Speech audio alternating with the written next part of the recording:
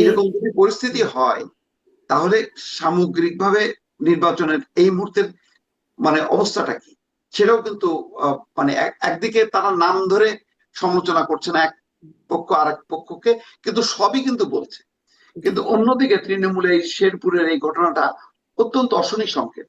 এই যদি চলতে থাকে এই ধরনের মামলার প্রকৃতি, তাহলে আগামীতে বিএনপি আসুক বা জামাত আসুক, তারা কি এইভাবেই মামলার চর্চা করবে? সুনির্দিষ্ট ব্যক্তিকে চিহ্নিত না করে, ঘটনার ব্যাপারে তদন্ত না করেই বাস একতরফা একটা মামলা হয়ে গেল আর দৌড়ের উপরে থাকলো। তো এই দৌড় তো আমরা 15 বছর ধরে শুনতাম যে আওয়ামী লীগের বিরুদ্ধে যে আওয়ামী লীগ দৌড়াইতো, এখন কে কাকে দৌড়াচ্ছে, এটা হচ্ছে বড় প্রশ্ন। জি, অনেক ধন্যবাদ জনাব মোস্তফা ফিরোজ। আমি ডাক্তার আব্দুল নূর তুষার আমাদের সঙ্গে যুক্ত হয়েছেন এর মধ্যে। ডাক্তার আব্দুল নূর তুষার, আপনাকে স্বাগত জানাচ্ছি। জিজ্ঞাসা করছিলাম যে প্রচারণা আসলে প্রতিদিনেরই প্রশ্ন এটা, যে কোনো ডেভেলপমেন্ট কেমন চলছে প্রচারণা, এবং বিশেষ যে জায়গাটি নিয়ে জনাব মোস্তফা ফিরোজ বলছেন ওটাই একটু শুরু করি। যে তারেক রহমান প্রচারণায় বললেন যে জামাতের দিকে, ওই যে নাম বলছেন না কিন্তু দুই দলের দিকে নাম, ইঙ্গিতটা একদম স্পষ্ট, জামাতের দিকে ইঙ্গিত করে বলছেন গুপ্ত সুপ্ত, তাদেরকে তারা এত বছর 16 বছর যারা ক্ষমতায় ছিল তাদের সাথে মিলেমিশে রাজনীতি করেছেন। জামাতের আমির আবার প্রতিক্রিয়ায় বলছেন নিজেই গুপ্ত হয়েছিলেন বছরের পর বছর, অতএব এসব গুপ্ত সুপ্ত বলে লাভ নাই। আহ, আসলে এই লাভ নাই জায়গাটা থেকে আমি একটু জানতে চাই, লাভ হচ্ছে এরকম পাল্টাপাল্টি বলে? কারণ যেটাই পাল্টা বলছেন, অপর দিকের অভিযোগে দেখা যাচ্ছে যে সেখানে তাদেরও কিছু যোগসূত্র ছিল, ওই স্বাধীনতা বিরোধী বলা বা দুর্নীতির কথা বলা পাল্টা থেকে, মানে সবাই একই জায়গায় দায়ী হয়ে যায়। তাহলে এই পাল্টাপাল্টি অভিযোগগুলো থেকে খুব লাভ হচ্ছে ডাক্তার তুষার? না, ভোটের সময় মানুষ আসলে কি করে প্রশংসা করবে, বলবে যে আমার আমি জানি প্রতিপক্ষ না, খুব ভালো। এটা করে লাভ হচ্ছে, এটা আমার প্রশ্ন। এটা করলে নিশ্চয়ই লাভ হয়। বাংলাদেশের মানুষ যেরকম মানুষ নিশ্চয়ই এগুলো শুনতে চায়। আর রাজনীতিতে ওনারা আমাদের চেয়ে ভালো বুঝেন, বলে নিশ্চয়ই এগুলো বলে তারা অতীতে রাজনীতি করেছেন, সেই রাজনীতিতে নিশ্চয়ই তাদের লাভ হয়েছিল। আর সমালোচনা তো কিছু থাকবে, সমালোচনা না করলে পরে তারা যে ভালো এটা প্রমাণ করবেন কিভাবে? বলে আমার কাছে মনে হয় না যে আহ এই ধরনের সমালোচনা আমাদের মাইন্ড করার কিছু আছে। বরং আমার কাছে মনে হয় যে এটা স্বাভাবিক, এই ধরনের সমালোচনা হওয়ার কথা ছিল, হচ্ছে।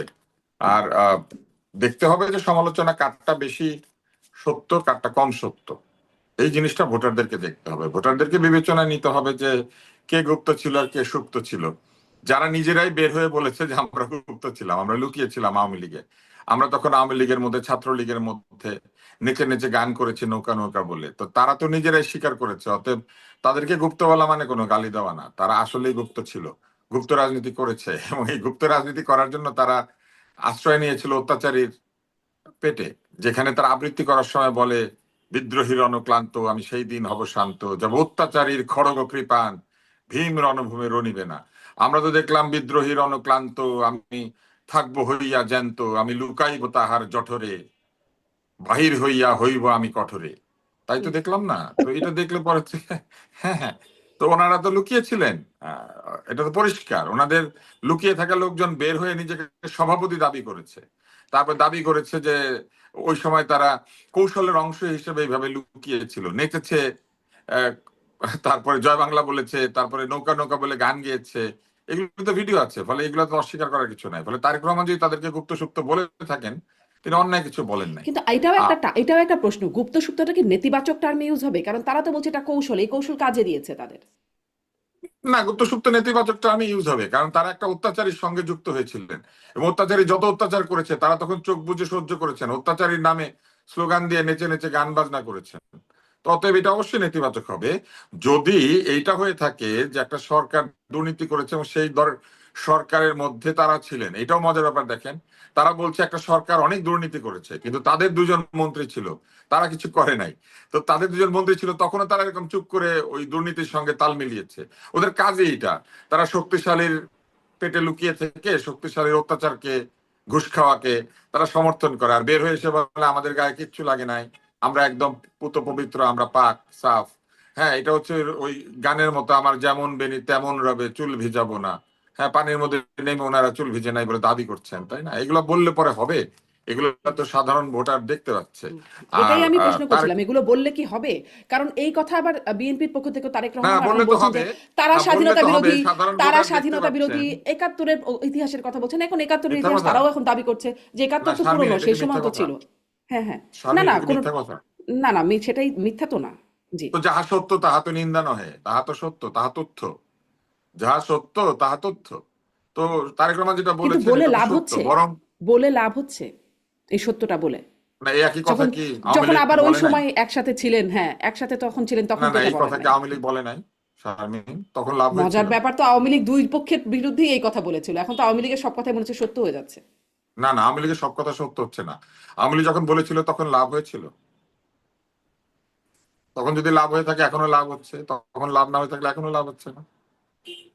আমার মানে কাছে লাভ আমি হচ্ছে কিনা এটা আপনি জানতে পারবেন না কেন, আমি আপনাকে হ্যাঁ, মজাটা বলি। সেটা হচ্ছে লাভ হচ্ছে না ক্ষতি হচ্ছে এটা বোঝা যাবে ভোটের দিনে। লোকজন হুম, ভোট দিবে না, তখন লোকে ভোট দিয়ে প্রমাণ করবে যে কার দিকে লাভ হয়েছে কার দিকে ক্ষতি হচ্ছে। তবে কথা কোনো মিথ্যা না, কথা হুম, সত্য যে তারা ৭১-এ কি করেছিলেন এটাও ইতিহাসে লেখা আছে। সেই ইতিহাস তো আমরা লিখি নাই, সেই ইতিহাস পৃথিবী দেখেছে। আর এই ২৪-এ কি হয়েছে সেটাও ইতিহাসে লেখা হবে, সেটাও পৃথিবী দেখেছে, সব ভিডিও আছে, বরং ৭১-এর এত ভিডিও নাই। আর হচ্ছে আওয়ামী লীগ যদি বলে তারা কিছু করে নাই, তারাও কি করেছে ওইটাও ভিডিও আছে, হুম, জামাত কি করেছে সেটারও ভিডিও আছে, বিএনপি কি করেছে সেটারও ভিডিও আছে, হুম, এখন তো দুনিয়াটা ভিডিও। ফলে হুম, হুম, এখন আর কিছু অস্বীকার করার উপায় নাই। তবে ৭১ নিয়ে কিছু কিছু কথা যেমন বলেছেন একজন, আমি বলতে শুনেছি জামাতের সভাপতিকে, যে এক বুক চিতিয়ে যুদ্ধ করেছেন। বুক চিতিয়ে কবে যুদ্ধ করেছেন এটা তো জানতে হবে, কোন সেক্টরে, তাই না, কার আন্ডারে, সেক্টর কমান্ডার কে ছিল, বুক চিতিয়ে উনি যুদ্ধ করেছেন সেরকম নাকি উনি বলেছেন, আমি দেখলাম আর কি। তো এখন কেউ যদি এরকম বলে জনগণ নিশ্চয়ই জানে কোনটা সত্য কোনটা মিথ্যা, তারা বিচার করবে। তবে সমালোচনা করা হচ্ছে, এটা একটা স্বাভাবিক প্রক্রিয়া। ইলেকশনের সময় সবাই এটা করে। যখন বিএনপির সঙ্গে দুইজন মন্ত্রী ছিলেন তখনও তারা এই ৭১ সালে কি করেছিলেন সেটা হুম, ছিল, হুম, কিন্তু তখন আবার বিএনপি তাদেরকে মন্ত্রী দিয়েছে। তো ব্যাপারটা এইরকমই যে ইলেকশনের সময় আসন হয়ে যায় সবচেয়ে গুরুত্বপূর্ণ। এনসিপি বলেছিল জামাত কি করেছে এবং হুম। যাদের বিরুদ্ধে এত বড় অভিযোগ আছে তাদের সঙ্গে তারা ঐক্য করতে পারে না, কিন্তু আমরা দেখলাম যে সেটাও তারা আসনের হিসাব মিলে নাই বলে তারা গিয়ে জামাতের সঙ্গে যোগ দিয়েছেন। ফলে ন্যায় নীতি আদর্শ বলতে আসলে এই নির্বাচনে কিচ্ছু নাই। একদম এই স্পষ্ট। নির্বাচনে যা আমি আছে সেটা হচ্ছে আসন গুনে কে ক্ষমতায় যেতে পারবে, একশো একদম একান্ন স্পষ্ট, সিটের হিসাব, একশো ডক্টর আব্দুল একান্ন তুষার। সিটের হিসাব। হ্যাঁ, এই নির্বাচনে ন্যায় নীতি আদর্শ খুঁজলে হবে না। একদম স্পষ্ট। অনেক ধন্যবাদ। মানে আমি ওটা বলছিলাম যে আওয়ামী লীগ যা বলছে মানে হচ্ছে আওয়ামী লীগ এই দলগুলো সম্পর্কে যা বলছিল এখন নিজেরা নিজেদের সম্পর্কে তা বলছে, সেজন্য না না, জিজ্ঞাসা আওয়ামী লীগ করছিলাম। সম্পর্কে আওয়ামী লীগ সম্পর্কে এই দলগুলা যা বলে সেটাও সত্য। হ্যাঁ, হ্যাঁ, হ্যাঁ, মানে একদম মানে ব্যাপারটা এরকম প্রত্যেকেই কিন্তু, বুঝতে প্রত্যেকের পেরেছেন? বিরুদ্ধে সেটাই। সবাই তাহলে অপরের বিরুদ্ধে যা বলে সত্য আর কি, নিজের বিরুদ্ধে যা, নিজের সম্পর্কে যা বলে সেটার সত্যতা যাচাই করা দরকার। এক্স্যাক্টলি। অনেক ধন্যবাদ। আমি মুস্তাফিরোজ আপনার কাছে প্রচারণায় আরেকটা বিষয়ে ডক্টর শফিকুর রহমান জামাতের আমির তিনি বললেন যে এখন চাপে পড়ে হ্যাঁ এর পক্ষে বলেছেন তারেক রহমান। এটা কি আপনাদের দুজনের কাছে এটা এই বিষয়টা একটু জানতে চাইবো যে এতদিন আসলেই আমরা শীর্ষ পর্যায়ে একদম তারেক রহমানের কাছ থেকে গণভোট প্রসঙ্গে অন্তত কিছু শুনি নাই, এই এখন এসে বললেন হ্যাঁ এর পক্ষে।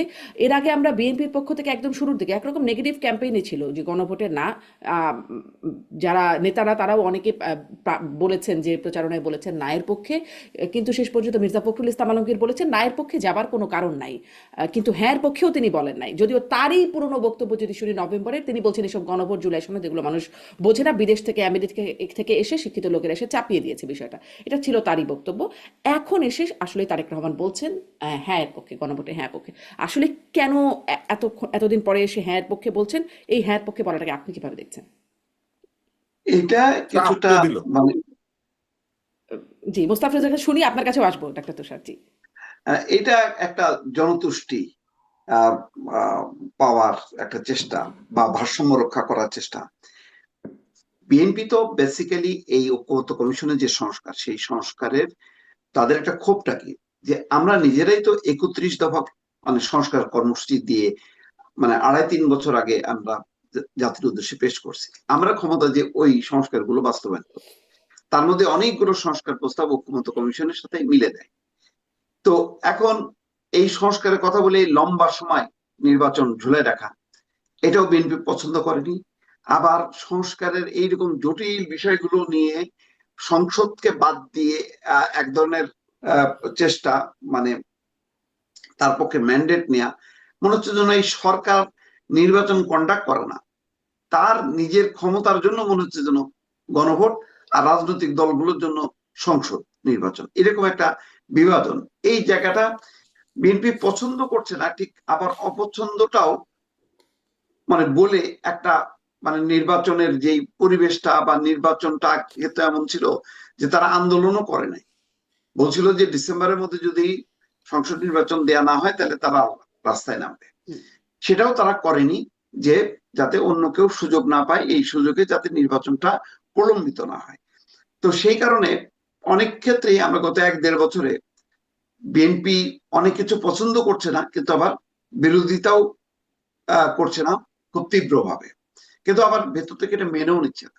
আমার ধারণা যে গণভোটের ক্ষেত্রে ঠিক অনেকটা তেমন হয়েছে। বিএনপির সাধারণ পর্যায়ে নেতা কর্মী কারোর মধ্যে ওই গণভোট নিয়ে কোনো আকাঙ্ক্ষা নেই। এমনি সামগ্রিকভাবে জামাত এনসিপি নেতা কর্মীরা কতটুকু অংশ গণভোটের পিছনে ব্যয় করার, কতটুকু অংশ হ্যাঁ ভোটের মানে সংসদ নির্বাচনের পক্ষে ব্যয় করে, এটা দেখলে দেখা যাবে যে 95% হচ্ছে তাদের হচ্ছে সংসদ নির্বাচন, আর 5% হচ্ছে গণভোট। তো বিএনপিও যদি গণভোটের কথা শুরু থেকে বলতো, তাহলে বোধহয় এই গণভোটের কথাটা কোনো পক্ষই আর সামনে আনতো না। কারণ কোন পক্ষই এই গণভোটের যে বিষয়বস্তুগুলো, সেই বিষয়বস্তুগুলো পাবলিককে বোঝানো, সেটা যেমন তাদের কোনো আগ্রহ নেই, তেমনি এই গণভোটের বিষয়বস্তুগুলো হুবহু বাস্তবায়ন করবে সেই আকাঙ্ক্ষাটাও কিন্তু নেই। এইগুলোরও একটা পপুলার যে সংস্কার, মানুষ চাই সংস্কার, সংস্কার হলে বোধহয় দেশের একটা আমূল রূপান্তর হবে, সুতরাং এটা নিয়ে অনেকে পাবলিককে আকৃষ্ট করার একটা চেষ্টা করে, কিন্তু ভেতরে ভেতরে তাদের মধ্যে কিন্তু ওই বিষয়টা নেই যে তারা এটা বাস্তবায়ন করবে। প্রতিটা রাজনৈতিক দলই কোনো না কোনো ভাবে এক ধরনের স্বৈরতান্ত্রিক ধাঁচে মানে তারা গড়ে উঠেছে, যারা নিজেরা গণতন্ত্র কাঠামো নিজেদের দলের মধ্যে প্রতিষ্ঠা করেনি, তারা কিভাবে সংস্কার নামক এই প্রতিষ্ঠানটা, বিষয়বস্তুটা তারা রাষ্ট্রীয়ভাবে এটা মানে বাস্তবায়ন করবে, এটা আমার মাথায় আসে না। তো এক ধরনের স্ববিরোধিতা হচ্ছে, একটা ওই যে ইঁদুর বিড়াল মানে খেলার মতন আপনার হচ্ছে আপনার কথা গণতন্ত্র। থেকে আমি দুটো বিষয় আপনার মূল্যায়ন থেকে, যে ভেতরে ভেতরে আসলে বাস্তবায়ন করবে সেরকমটা না, মানে একটা স্বৈরাচারী মূল্যবোধ বা অবস্থান সব দলগুলোর মধ্যেই থাকে। আর একটা বললেন যে যে সরকার তার নিজের ক্ষমতার জন্য গণভোট, ওই অংশটা আমি একটু বিশেষ করে বুঝতে চাই। সরকার তার নিজের ক্ষমতার জন্য গণভোট, এইটা এই বিশ্লেষণটা কেমন আসলে? তাদের এটা হলো যে শুরু থেকে তারা বলে আসছে যে নির্বাচনটা তাদের কাছে মুখ্য না, সংস্কার এবং বিচারটা। তো সংস্কারের ব্যাপারে একটা লম্বা ধরে 8 মাস ধরে তারা একটা কমিশন করছে, কমিশনের বিষয়বস্তু গুলো তারা করছে, এটা নিয়ে জুলাই সনদ স্বাক্ষর করছে রাজনৈতিক দলগুলো, বিএনপি সহ, এনসিপি বাদে বাকি সব রাজনৈতিক দলগুলো স্বাক্ষর করছে। এখন তারা মনে করছে যে এই গণভোটটা যদি তারা পাশ করাতে পারে, এর পক্ষে যদি হ্যাঁ ভোট দেয়, তারা হয়তো ন্যাশনালি ইন্টারন্যাশনালি অ্যাওয়ার্ড মানে পেয়ে যাবে। হয়তো আন্তর্জাতিক কোনো কোনো মহল মানে প্রস্তুত হয়ে আছে গণভোটের বিপুল বিজয়ের মধ্য দিয়ে আর একটা হয়তো নোবেল পুরস্কার কেউ কেউ পাইতে পারে। এইরকম একটা মনোবৃত্তির কারণে এটা কি হবে না হবে, কিভাবে বাস্তবায়ন হবে বা কে বাস্তবায়ন করবে, এইগুলো মাথায় নেই। তারা মনে করছে যে এই গণভোটটা জয়যুক্ত করলে, যেহেতু ইউরোপীয় ইউনিয়ন পশ্চিমারা সংস্কার শব্দগুলো খুব পছন্দ করে, সুতরাং সেই পছন্দের জায়গাটাকে যদি তারা নিশ্চিত করতে পারে, বাংলাদেশের জনগণ সংস্কারের পক্ষে ভোট দিছে, এটা দেখে তো আরেকটা জি, বিশাল একটা আপনার মূল্যায়ন স্পষ্ট। বিশ্বজয় আমি করতে আসলে পারবে, এইরকম কি একটা হবে মনোবৃত্তি গণভোট, লক্ষ্য করা যাচ্ছে। গণভোটে কি হবে মানে সেটা নিয়ে আরো অনেকগুলো প্রশ্নই আছে, আসবো। কিন্তু এই প্রশ্নটি আমি আপনার কাছে ডক্টর আব্দুল তুষার বলছিলেন যে ওই যে বিএনপি চেয়ারপারসন এখন এসে হ্যাঁ পক্ষে বলছেন, আপনি এটা কিভাবে মূল্যায়ন করছেন? এবং জামাতের আমির যেটি বলছেন যে চাপে পড়েই তিনি আসলে এটা করছেন, আপনি কিভাবে না, বুঝছেন? চাপ কে দিচ্ছে? যদি কেউ চাপ দিয়ে থাকে তাহলে তো হ্যাঁ ভোট ক্ষতিগ্রস্ত হলো। চাপ দেওয়া মানেই হচ্ছে নির্বাচনে প্রভাব বিস্তার করা, নির্বাচনে প্রভাব বিস্তার করা মানেই হচ্ছে নির্বাচনের আচরণ বিধি লঙ্ঘন করা। বলে জামাতের আমিরকে বলতে হবে তারেক রহমানকে কে চাপ দিয়েছে, কার চাপে উনিটা বললেন। এবং যদি কেউ চাপ দিয়ে থাকে তাহলে সে অবশ্যই নির্বাচন অশুভ প্রভাব বিস্তার করেছে গণভোটে, এবং সেটা বিধিমালার লঙ্ঘন। এবং বিধিমালা লঙ্ঘন হলে গণভোট বিতর্কিত হবে। গণভোটের যে আহ নিরপেক্ষ থাকার কথা চরিত্র, সেটা বিতর্কিত হবে, কারণ চাপ দিয়ে তো কাউকে হ্যাঁ বলানোর কথা না। হ্যাঁ তো স্বতঃস্ফূর্ত ভাবে বলার কথা স্বেচ্ছায়। ফলে জামাতের আমির কিন্তু বলে ফেললেন যে কে বা কারা চাপ দিচ্ছে, কারা চাপ দিচ্ছে নিশ্চয়ই উনি জানেন, ওনার সামনে চাপ দিয়েছে নিশ্চয়ই, তাই না? এখন এটা তো ওনাকে বলতে হবে। জি, চাপ দিলে বা সেটি একটা অপরাধ যেটি বলছেন আপনি, সেখানে তো একটা দ্বৈত চাপ অবস্থান দিলে আমরা অপরাধ দেখতে না, পাচ্ছি। চাপ দিলে বিধিমালা লঙ্ঘন। চাপ বিধিমালা দিলে লঙ্ঘন। বিধিমালা লঙ্ঘন, আচ্ছা, মানে অপরাধ। আরেকটা বিধিমালা লঙ্ঘনের জায়গায়, চাপ ঠিক বলবো না, কিন্তু আরেকটা বিধিমালা লঙ্ঘনের জায়গায় যেটি দেখলাম, নির্বাচন কমিশন বলল সরকারের কেউ প্রচারণা চালাতে পারবে না, প্রজাতন্ত্রের কর্মে নিয়োজিত বা সরকারি কর্মকর্তা কর্মচারীরা তারা করতে পারবেন না, কিন্তু তারা এত করে আসলেন এবং একদম খোদ ডক্টর ইউনূস মাননীয় প্রধান উপদেষ্টা থেকে শুরু করে উপদেষ্টারা উঠান বৈঠক নানান রকম প্রচারণা চালালেন। প্রফেসর আলী রিয়াজ তিনি ব্যাখ্যাও করলেন যে হ্যাঁ এর পক্ষে যদি গণভোটে সরকার থাকে তাতে আইনগত কোনো বাধা নাই, তাতে নৈতিকও কোনো বাধা নেই। তারা আইনজীবীদের সাথে বিচারপতিদের সাথে নাকি কথাও বলেছেন এই বিষয়ে এবং তারা নিশ্চিত হয়ে বলছেন বাধা নেই, কিন্তু নির্বাচন কমিশন জানিয়ে দিল যে এটি বিধিমালার লঙ্ঘন, নির্বাচন দণ্ডনীয়। কমিশন কিছু জানে নাই। চিঠি দিয়ে নির্বাচন বললো না কমিশন যে কিন্তু কিছু শাস্তিযোগ্য জানায় নাই। অপরাধ। নির্বাচন কমিশনের সামনে একটা আইন আছে, যে আইনটা হ্যাঁ, আগেই বানানো, সে আইনে যা লেখা আছে নির্বাচন কমিশন সেটা মনে করিয়ে দিয়েছে। হ্যাঁ, এখন কেউ যদি বলে আমি বিচারপতির সাথে কথা বলেছি, এর সাথে কথা বলেছি, ওর সাথে কথা বলেছি, আইনের বইটা একটু পড়লেই তো হইতো। এই সরকারে তো আইন জানা লোক আছেন একাধিক, তারা একটু পড়লেই পারতেন। এটা তো খুব স্বাভাবিক। নির্বাচন কমিশন কিন্তু কোনো নতুন কথা বলে নাই, যা লেখা আছে সেটা মনে করিয়ে দিয়েছে।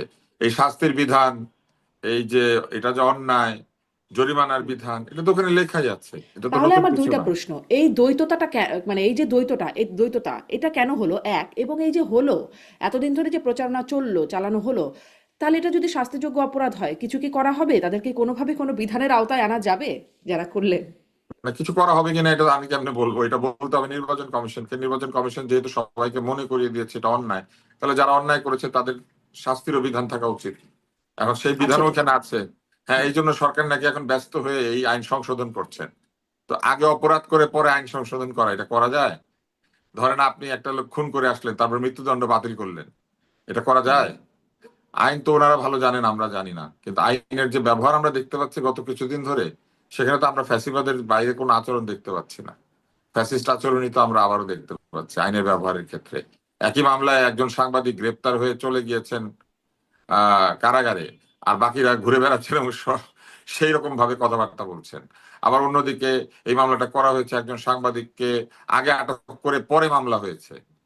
ওনারা আটক করার সময় জানতেন একটু পরে মামলা হবে, ফলে এইসব জিনিস তো হচ্ছে অহরহ। ফলে এটাও হতে পারে এই আইনটা সংশোধন হয়ে যাবে, সংশোধন হয়ে আবার একটা দায় মুক্তিও দিয়ে দিবে, দিয়ে আবার এটা গণভোটে ঢুকায় দেওয়া যেতে পারে যে এই প্রশ্নটা গণভোটে ছিল না, এখন আমরা গণভোটে দিয়ে দিলাম। গণভোট নিয়ে প্রচারণা করা যাবে নাকি যাবে না? কারণ এই গণভোটের মধ্যে একটা আইন আছে, সেটা বলা হয়েছে, একটা প্রচারণার মধ্যে একটা লেখা আছে যে আপনারা যদি গণভোট দেন তাহলে বাংলাদেশে গণভোটের বিধান চালু হবে। হুম। আমি গণভোট দিচ্ছি তাহলে কিভাবে? গণভোটের বিধান চালু করার জন্য গণভোট দিচ্ছি? ব্যাপারটা কোনো অদ্ভুত কথাবার্তা। তো এরকম আছে তো ওখানে। তো আসলে কিছু বলার নাই। ওই পরশুরামের একটা গল্প পড়েছিলাম, সে পরশুরামের গল্পটার মধ্যে ছিল এরকম যে কবিরাজের কাছে রোগী যায়, তো কবিরাজ নানান সিমটমের কথা বলে, তো বললে রোগী বলে যে না এটা তো নাই, তখন কবিরাজ বলে আছে, জানতে পারো না। তো এই গণভোটটা এরকম হয়েছে, সবকিছু এটার ভিতরে আছে, শুধু জনগণ আছে কিন্তু জানতে পারে না। হ্যাঁ, এই এই জানতে পারে না, এটা আবার জেড দিয়ে বানান করেছিল। হ্যাঁ, তো এটা পরশুরামের গল্প, রাজশেখর বসুর। এটা খুবই বিখ্যাত গল্প, যে কবিরাজের কাছে, ডাক্তারের কাছে যে গিয়েছে আর কি, সে ডাক্তার নানান সিমটমের কথা জিজ্ঞেস করে, যে তোমার কি পেট ভুটভুট করে, তোমার কি বাতকর্ম হয়, তোমার কি মাথা ঘুরায়, তোমার কি শিন শিন করে, পিন পিন করে, এগুলো জিজ্ঞেস করে আর কি। তখন রোগী মাথা নেড়ে বলে না না এটা তো নাই। তখন বলে আছে, জানতে পারো না। মানে হুম, আছে কিন্তু আমরা জানতে পারি হুম, না। হুম, তো ওইরকম প্রথমে এটা আইনের মধ্যে ছিল, কিন্তু নির্বাচন কমিশন জানতে পারে নাই, জানতে না পারার কারণে দেরি করেছে। তারপরে যখন এটা দিয়ে দিয়েছে তখন আমরা বুঝতে পেরেছি যে সরকারও যেটা আছে জানতে পারে নাই। তখন এই যে দুই পক্ষই যে জানতে পারে নাই, এই জন্য এখন জানাজানি হয়ে গেছে। হুম, সেই জন্য এখন তারা আইনটা বদলাবে, কিন্তু সেটাও আবার আমরা কি আইন বদলাবে বা সংশোধন করবে, আজকে কিন্তু দেখলাম পত্রিকা সমকালে, আমি সেটা হুম, দেখে বলছি, এটাও আবার আমরা জানতে পারছি না। এখন এটা করে ফেলার পরে আবার এটা এরকম হয়তো লুকিয়ে থাকবে আইনটা, আবার কেউ লঙ্ঘন করলে আবার নির্বাচন কমিশন বলবে যে এটা কেন করলেন, তখন আবার হয়তো সংশোধন হবে। মানে এইটা একটা ছেলে খেলা আমার কাছে মনে হুম, হচ্ছে। কিন্তু এত আইন না অবুঝ। জানাটা আবার তো কোনো, আপনিও বলছিলেন যে এখন আইন সংশোধন করাটা এবং তারপরে তার আগেটা, মানে আইন না জানা তো আর কোনো ডিফেন্স না। মোস্তাফিজ, আপনার কাছ থেকে এটা এটা জানতে চাই যে নির্বাচন কমিশন এখন এসে মনে করিয়ে দিল, কারণ বিষয়টা আগেই ছিল, স্পষ্ট করছিলেন ডাক্তার আব্দুল নত্তুর স্যার যে এটা তো আইনে আগেই ছিল, মনে করিয়ে দিল, আইনের লঙ্ঘন যে তাহলে হলো, এটার কি কোনো প্রতিকার থাকবে? রাষ্ট্রীয় টাকা খরচ করে, মানে লঙ্ঘনটা হলো যেটি সেটা রাষ্ট্রীয় টাকা খরচ করেই সরকারি কর্মকর্তারা, সরকারি উপদেষ্টা প্রচারণা চালাবে। নির্বাচন কমিশন তো আসলে ভয় পেয়ে গেছে, তারা বুঝতে পারছে যে ভবিষ্যতে যদি কেউ মামলা টামলা করে তাহলে তো এটা তো আসামি হয়ে যাবে। তো পরে দেখছে যে না, এটা যদি আমরা একটা ফর্মালি যদি প্রোটেস্ট না করি, তাহলে আমাদের এতে থাকবে যে এইরকম একটা মানে আইন লঙ্ঘনের ঘটনা ঘটছে, নির্বাচন কমিশন নিশ্চুপ ছিল। আগেও যেমন বহু ঘটনা ঘটছে নির্বাচন কমিশন নিশ্চুপ ছিল, তো সেই তালিকার মধ্যে এই কমিশনও যুক্ত হয়ে যাবে। তো সেই ভয় থেকেই তারা দ্রুত বেগে একটা এ করলো। নতুবা আমরা কিন্তু বলছিলাম যে এটা কেমন কথা হলো যে প্রধান উপদেষ্টা নিজে হায়ের পক্ষে জাতির উদ্দেশ্যে ভাষণ দিচ্ছেন, উপদেষ্টারা নেমে গেলেন, একটা কমিটিও করা হলো, সমস্ত সরকারি প্রতিষ্ঠান, স্বায়ত্তশাসিত প্রতিষ্ঠানগুলোকে বলা হচ্ছে যে হায়ের পক্ষে বলতে হবে, ব্যাংকগুলোকে বলা হচ্ছে হায়ের পক্ষে তাদের বিজ্ঞাপন দিতে হবে। তো এটা কেমনে হয়? রাষ্ট্র যে প্রতিষ্ঠানগুলো এরা তো নিরপেক্ষ থাকবে নির্বাচনের সময়, সে হা না হোক অথবা জামাত বিএনপি নির্বাচন হোক, যে কোনো নির্বাচনেই মানে রাষ্ট্র প্রশাসন নিরপেক্ষ থাকবে, এটাই হচ্ছে বিধান। এটার জন্য তো এত আইন কানুন বোঝার দরকার নেই। তো সেটা বলে যে না, এটা নাকি এমন একটা আইন করা হয়েছে যে সেখানে হা ভোটের পক্ষে পুরো রাষ্ট্র নেমে যাবে, আর যারা না বলবে তারা হবে ফ্যাসিবাদের দোসর, আওয়ামী লীগের দোসর, না ইত্যাদি ইত্যাদি।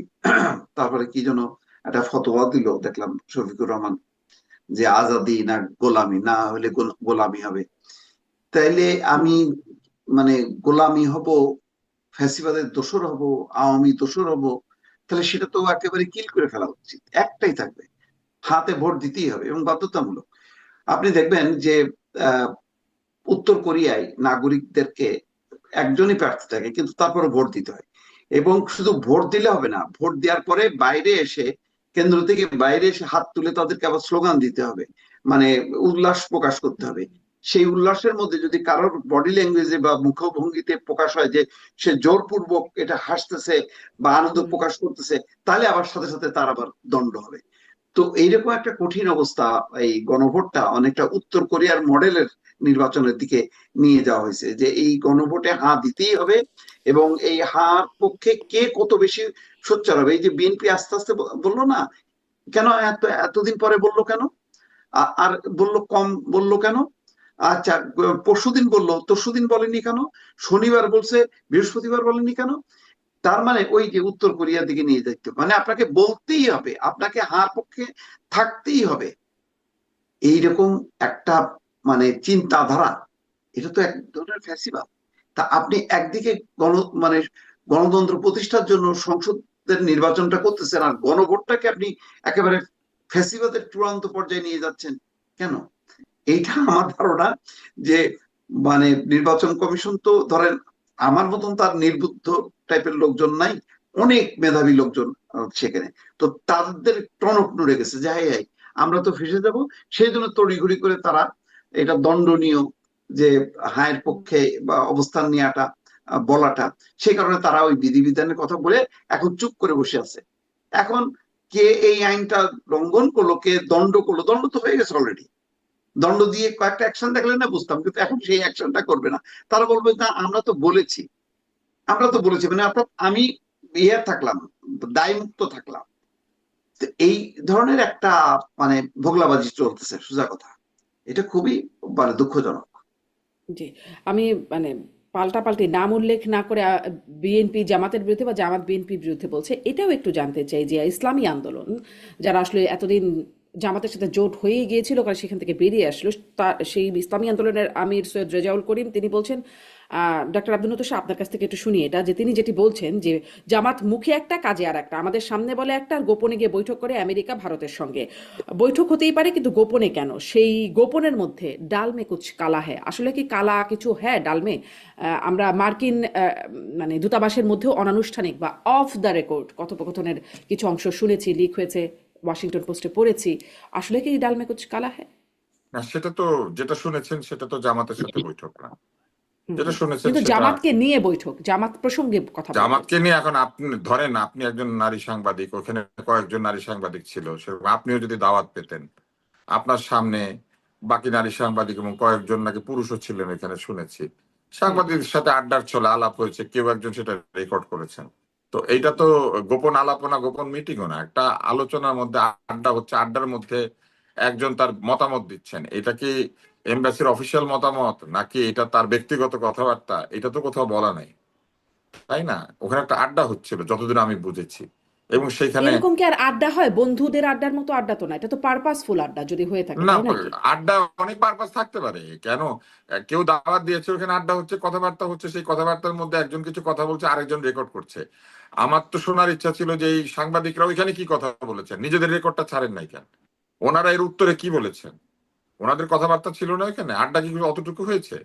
সাংবাদিকরা দাওয়াত পেলে এমবাসিতে ছ্যাঁচে ফ্যাঁ ফ্যাঁ করে চলে যান, যাওয়ার পরে তারপরে রেকর্ড করেন, তারপর আবার নিজেদেরটা ছাড়েন না।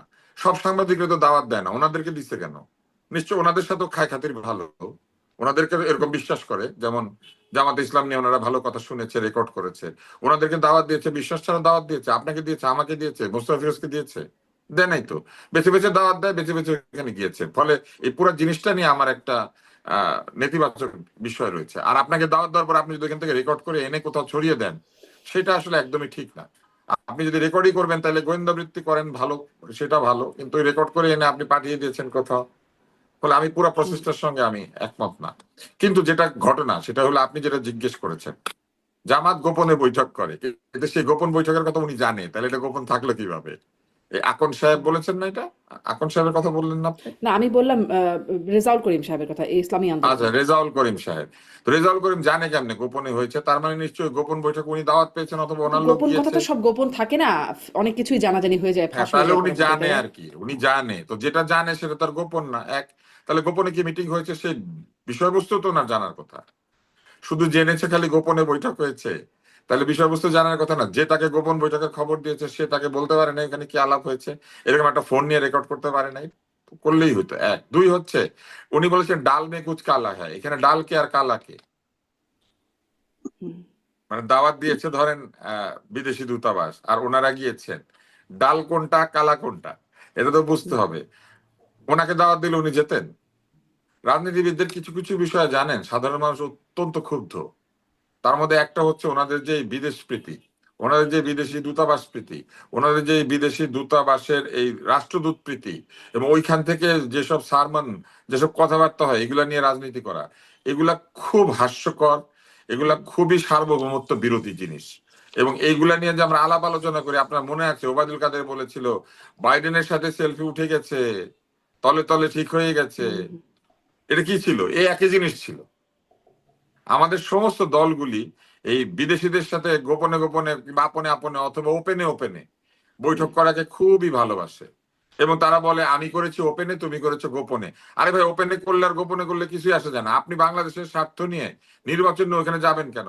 ট্রাম্প আর বাইডেন কি আমাদের সঙ্গে আলাপ করতে এসেছিলেন, আমাদের রাষ্ট্রদূতের সাথে? কিংবা রিপাবলিকান পার্টি আর কি বলে ডেমোক্রেটিক পার্টি এসেছিল?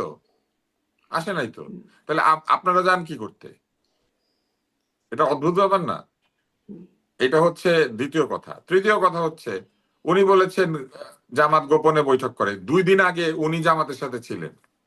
গোপন বৈঠকগুলি কবে হয়েছে? ওনারা যখন ছিল তখন, না ওনারা যখন ছেড়ে দিয়েছে তখন? তাই না? ওনারা থাকা অবস্থায় গোপন বৈঠক হয়ে থাকলে ওনারা তখন বলেন নাই, ওনারা ছেড়ে দেওয়ার পর বলছেন, এবং এটাই সবচেয়ে ভালো এক্সপ্লানেশন। কারণ নিশ্চয়ই এই গোপন বৈঠক যখন জোটে ছিল ওনারা জানতো, এইভাবে উনি জেনে গিয়েছে যে জামাত গোপনে গোপনে বৈঠক করে। আর যখন জোট ছেড়ে দিয়েছেন তখন বের হয়ে এসে উনি বলছেন জামাত গোপনে গোপনে বৈঠক করে।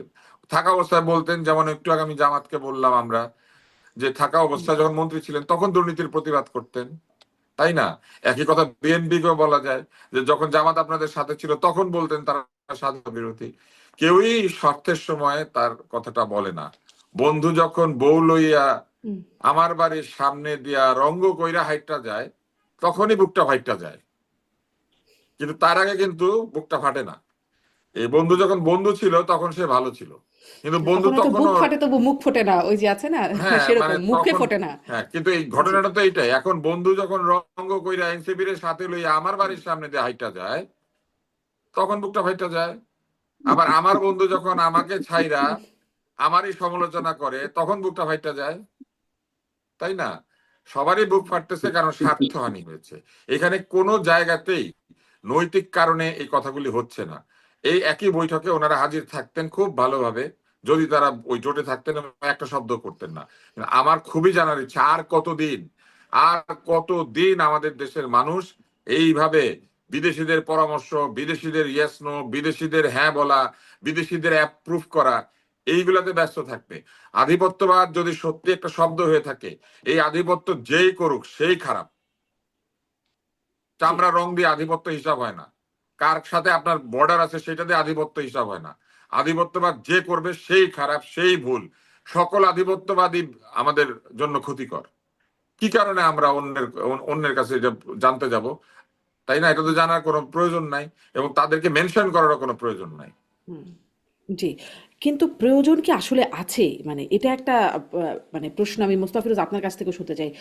কেন এই বিষয়গুলো হচ্ছে? মানে মার্কিনীদের যে আনুষ্ঠানিক বক্তব্য একটা যে আমরা কোনো দলের পক্ষে না, মার্কিন রাষ্ট্রদূত বললেন সাংবাদিকদের সামনে, আর এই অনানুষ্ঠানিক বা অফ দ্য রেকর্ড যে কথোপকথন হচ্ছে সেখানে একটা এই জেস্টার পাওয়া যাচ্ছে যেখানে খুব স্পষ্টভাবে জামাতের পক্ষে প্রচারণার মানে মতো ব্যাপার স্যাপার খুবই ইতিবাচক, জামাতকে মানুষ পছন্দ করছে, জামাত গেলে কি কি যে কনসার্ন বা উদ্বেগের জায়গাগুলো হয়তো থাকতে পারে সেগুলোর ব্যাপারেও তারা আশ্বস্ত করছে, যেটা হবে না ওটা হবে না, শরিয়া কায়েম করবে না, নারীদের প্রতি নানান রকম বিষয়ে আশ্বস্ত করছে।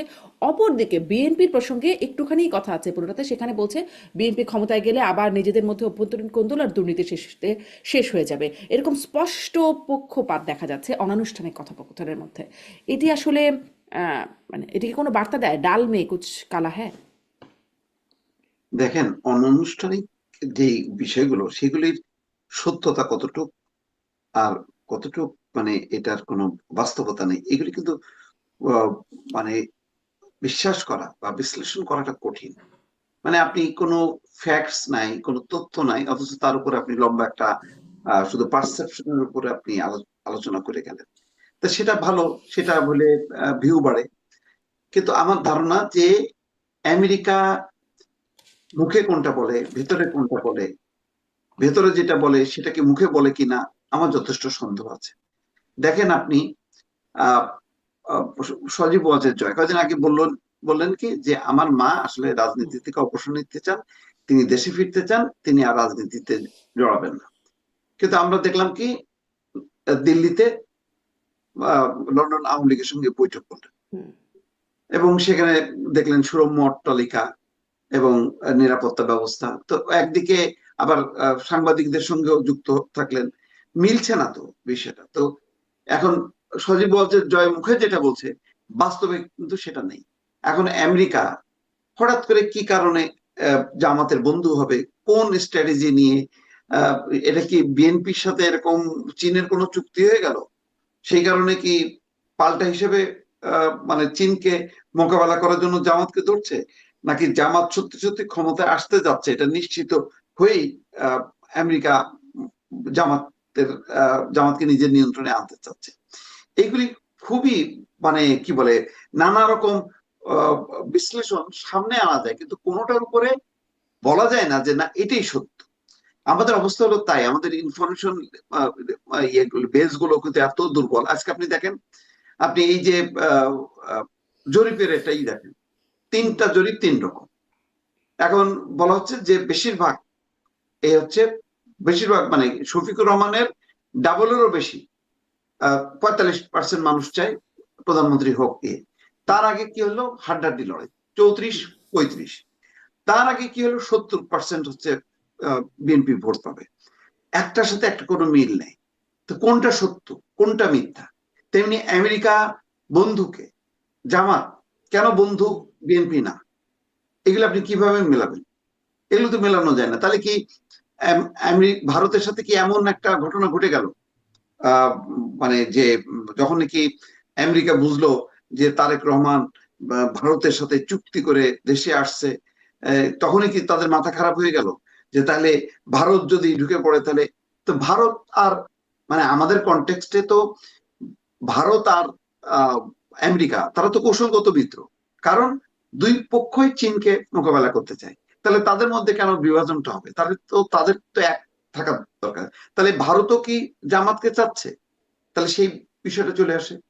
কিন্তু সেটা তো আমরা জানি যে বাস্তবতা হলো এই যে জামাতকে কোনোভাবেই অ্যালাউ করে না ভারত। কিন্তু আবার সামনে কি দেখছি, হুম। যে ভারতীয় কূটনীতিকরা দেখা করেন, সেই দেখা করার বিষয়টা তারা আবার যখন নিষেধ করে, এটা গোপন। জামাতের হুম। আমির আবার সেটা রক্ষা করেন। আবার জামাতের একটা টিম যে ভারতের প্রজাতন্ত্র দিবস উপলক্ষে সেখানে হোটেলে যায়। তাহলে আমরা প্রকাশ্যে যেটা দেখি আর ভেতরে যেটা দেখি তার সাথে মেলে না। তাহলে সত্য কোনটা, সত্য কোনটা, এইটা বোঝাটা আসলে খুব কঠিন, এবং এই কারণে কোনো সমীকরণে পৌঁছানো যায় না। জি, একদম শেষ প্রশ্ন, আপনি আওয়ামী লীগের প্রসঙ্গটা একটু আনলেন ডাক্তার আব্দুল তুষার, যে আওয়ামী লীগ তো ক্যাম্পেইন করছে নো ভোট নো ভোট। কি মনে হয় তাদের ভেতরের মানে সামনাসামনি দেশের এরকম তৎপরতা তো দেখা যাচ্ছে না খুব বেশি, কিন্তু অনলাইনে নানান রকম তৎপরতা আছে, দেশেও হয়তো আছে, যদি আপনি বলতে পারেন বলবেন। কিন্তু এই যে ক্যাম্পেইন, এটির আসলে প্রভাব কেমন পড়বে, মানে আওয়ামী লীগের ভোটারদের অবস্থান কি হবে, এই ক্যাম্পেইনের প্রভাব তাদের মধ্যে কতটা পড়বে, কি মনে হয় আপনার? আমি মনে করি এটি একটা আত্মঘাতী সিদ্ধান্ত। নো ভোট নো ভোট দিলে এমনও হতে পারে যে আওয়ামী লীগ আরো দীর্ঘদিনের জন্য এই অবস্থায় থেকে যেতে পারে। বরং আওয়ামী লীগের ভোটারদের উপরে আস্থা রেখে আওয়ামী লীগের উচিত বলা, আগে যেমন বলতো আমার ভোট আমি দিব, যাকে ইচ্ছা তাকে দিব, তো যাকে ইচ্ছা তাকে দিবে, আওয়ামী লীগের ভোটাররা যাবে সেখানে। আওয়ামী লীগ বলে দিবে কেন no vote no vote? Awami লীগের বলা উচিত আপনার ভোট আপনি দেন, যাকে ইচ্ছা তাকে দেন। আওয়ামী লীগ না ভোটের অধিকারের জন্য লড়াই করেছে? ভোটের অধিকার কেন তাহলে তার ভোটারদের কাছ থেকে সে কেড়ে নিতে চাচ্ছে? এটা তো তার কেড়ে নেওয়া উচিত না। বরং আওয়ামী লীগের বলা উচিত আপনারা নিঃসংক চিত্তে আগে যেমন ভোট দিয়েছেন সেরকম ভোট দেন, ভালো লোককে ভোট দেন। আর আওয়ামী লীগের ভোটাররা যদি মনে করে তারা বিএনপি কে দিবে না, তারা জামাতকে দিবে না, জাতীয় পার্টিকে দিবে না, কাউকে দিবে না, এলাকাতে ভালো লোক আছে যে তাকে দিক, স্বতন্ত্র নাই, ভালো লোক কেউ নাই, বা এদের এই 5 জনের মধ্যে থেকে বেছে নেওয়ার মতো একজন নাই, 10 জনের মধ্যে থেকে বেছে নেওয়ার মতো একজন নাই, আমি নাই সেজন্য ভোটও নাই। ব্যাপারটা কি এরকম? তার মানে আওয়ামী লীগ যদি বা পৃথিবীতে না থাকে তাহলে পৃথিবীতে কোনোদিন ভোট হবে না? এটা একটা ভুল ক্যাম্পেইন। আওয়ামী লীগের ভুল রাজনীতির তো কোনো সীমানা নাই।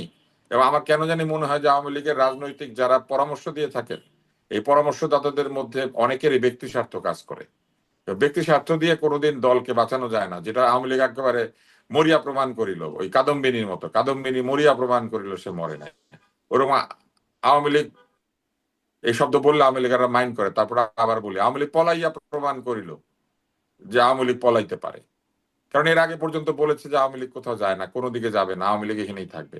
তো এরকম করেছে না? তো সেই হিসেবে আমি মনে করি যে আওয়ামী লীগের চিন্তা করা উচিত।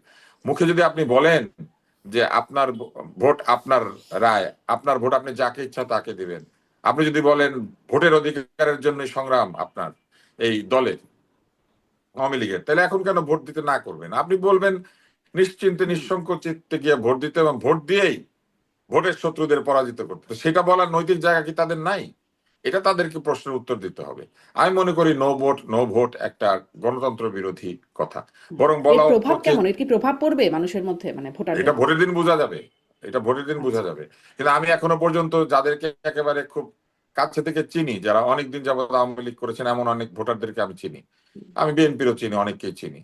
তো সেই রকম আমি যাদেরকে দেখেছি তারা কেউ আমাকে বলেন নাই যে তারা ভোট দিতে যাবেন না। তাদের মনের মধ্যে যেসব কথাবার্তা আছে তারা সেটা বলতে পারেন না। তারা মনের মধ্যে এখনো আগের শাসনে বসবাস করেন, যখন মানুষ কথা বললে বিপদ হইতো অনেক বেশি। এখনো হয়, কম হয় আর কি আগের চেয়ে, কিন্তু আগে তো অনেক বেশি হতো। তারা ওই শাসনে আছেন বলে নিজেরা মনে করেন, ফলে তারা বলেন না। একটু আগে আপনি বুক ফাটে মুখ ফোটে কি জানি বলছিলেন না?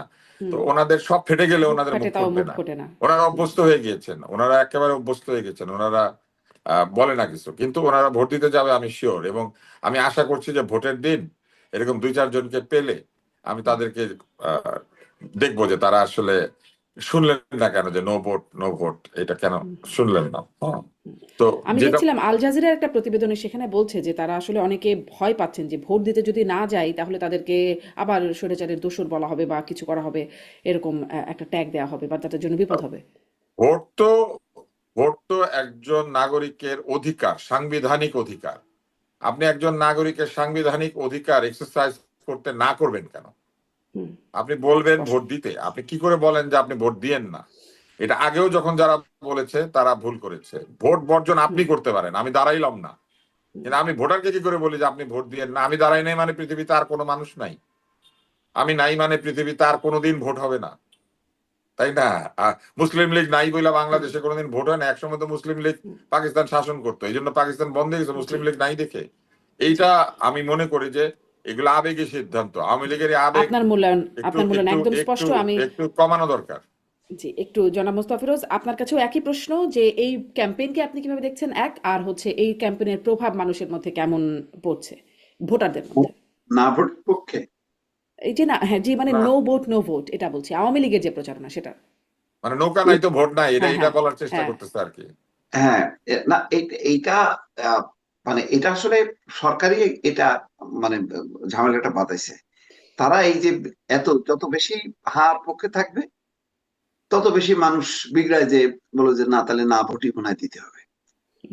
এটা আমি মনে করি সরকার উদ্বুদ্ধ করছে। সরকার চুপচাপ থাকলে সবাই হার পক্ষে ভোট দিয়ে দিত, কারণ গণভোটের প্যাটার্নটা এমন যে হাতেই দিতে হয়, এরকম একটা মানুষের মধ্যে পারসেপশন। ওইগুলি কর্মসূচিগুলি পড়ার 36টা পয়েন্ট পড়ার সময় নেই, ওই হাতে দিয়ে আসতো। কিন্তু সরকার যেহেতু হা হা করতেছে, অন্যরা এখন জনগণ বলতেছে না না না। জি, আমার এটা তো গণভোটের কথা বলছেন যারা মোস্তাফিজ। আমি বলছি যে জি মানে জাতীয় নির্বাচনে যে ভোট না দেবার জন্য নো ভোট ক্যাম্পেইন করছে না আওয়ামী লীগ, সেটার কথা বলছি। যে তারা যে বলছে, এই ক্যাম্পেইনটা কেমন মনে হচ্ছে আপনার কাছে? যেমন ডাক্তার আব্দুল তুষার বলছেন এটাই আসলে অগণতান্ত্রিক একটা ক্যাম্পেইন বা এবং বিশ্লেষণ করছেন। আর প্রভাব কেমন ভোটারদের মধ্যে? ভোটার আসলে এই ক্যাম্পেইনটা কিভাবে নেবে, দেখেন, আমলে নেবে? আওয়ামী লীগের যারা নেতা কর্মী সমর্থক তারা তো ভিকটিম এখন, তাই না? গত এক বছরে তো আহ 1 বছরের বেশি সময় ধরে তো তারা দফায় দফায় নির্যাতন নিপীড়নের মধ্যে পড়ছে। এখন তাদের এক্সিস্টেন্সের জন্য তারা বিভিন্ন জায়গায় নানা রকম, দেখেন কাদের স্মৃতিকে সেদিন একজন স্বতন্ত্র প্রার্থীর পক্ষে ওই যে সখীপুর গোসাই টাঙ্গাইলে, সেখানে বলছেন যে মানে এখানে মুক্তিযুদ্ধের পক্ষের লোকজন সাধারণ মানুষের নিরাপত্তার জন্য সালাউদ্দিন রাসেলকে ভোট দেন। সালাউদ্দিন রাসেল হচ্ছে হরিণ মার্কায় দাঁড়াইছে, তো তার পক্ষে চাচ্ছে।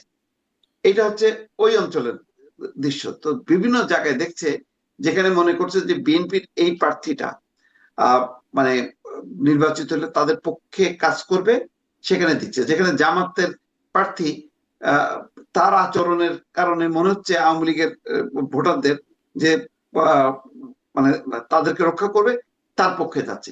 ছিন্ন ভিন্ন হয়ে গেছে, এক এতে নেই। তবে সাধারণভাবে যে রয়েছে, সর্বশেষ হাদির মৃত্যুকে ঘিরে যেই ঘটনাগুলো ঘটেছে, তাতে আহ, এখন আওয়ামী লীগের নেতা কর্মীরা তাদের মধ্যে বিশ্বাস হয়েছে যে জামাত আসলে এখন দ্বিচারিতা করছে, একটা অভিনয় ভালো মানুষের রূপ ধারণ করে আছে।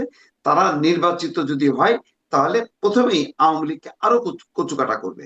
সেই কারণে তারা কিন্তু এখন চিন্তা করছে যে ধানের শীষ আমি পছন্দ করি আর না করি, আমার বাঁচার জন্য আমি ধানের শীষকে ভোট দিই।